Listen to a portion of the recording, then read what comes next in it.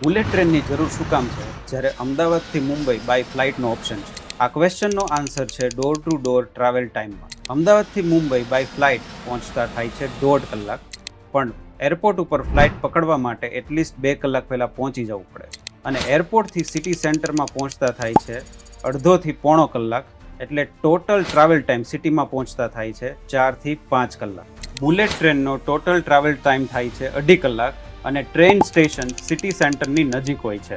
Domestic પ્લેનમાં 180 થી 230 passenger જઈ શકે, જ્યારે બુલેટ ટ્રેનમાં 750 થી 1200 પેસેન્જર જઈ શકે છે. એક બુલેટ ટ્રેન પ્લેન કરતાં પર સીટ 8મા ભાગ કરતાં પણ ઓછી એનર્જી બાળે અને પર સીટ 12મા ભાગ કરતાં પણ ઓછું પ્રદૂષણ કરે.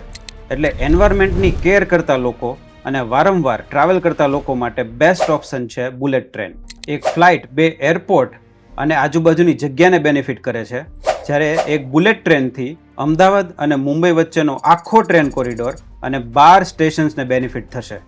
અને સૌથી ઇમ્પોર્ટન્ટ, આ બધા જ સ્ટેશન પર બુલેટ ટ્રેન પ્રોજેક્ટ હજારો લોકો માટે એમ્પ્લોયમેન્ટ જનરેટ કરશે અને ઇન્ડિયાનું નામ એવા દેશોમાં ઇન્ક્લુડ થશે જે ટેકનોલોજીમાં આગળ પડતા છે.